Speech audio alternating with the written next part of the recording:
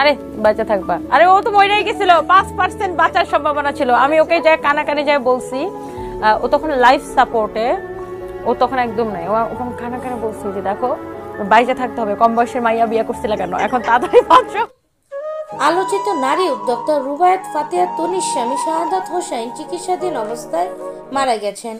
ইন্না লিল্লাহি ওয়া ইন্না ইলাইহি রাজিউন। সামাজিক যোগাযোগ মাধ্যমে এক পোস্ট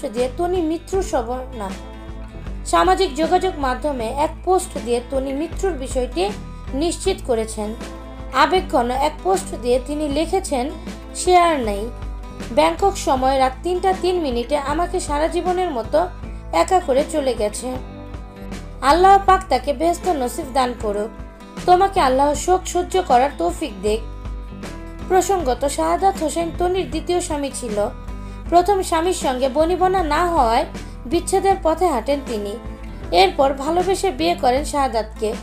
প্রথমে পরিবার মেনে না নিলেও পরবর্তীতে সব ঠিক করে ফেলেন তিনি। যদিও দুজনের বয়সের ব্যবধান নিয়ে সামাজিক যোগাযোগ মাধ্যমে প্রায় কটাক্ষের মুখে পড়তেন এই নারী উদ্যোক্তা, সেসবের জবাবও দিয়েছেন তিনি। বর্তমানে ফ্যাশন হাউস সানবিজ বাই তনি এর স্বত্বাধিকারী তনি। সারা দেশে প্রায় 12টি শোরুম রয়েছে তার। প্রিয় ভিউয়ার্স, স্বামীর মৃত্যুতে গভীরভাবে ভেঙে পড়েছে সানবিজ বাই তনির স্বত্বাধিকারী তনি। তার স্বামীর জন্য সবার কাছে দোয়া চেয়েছে।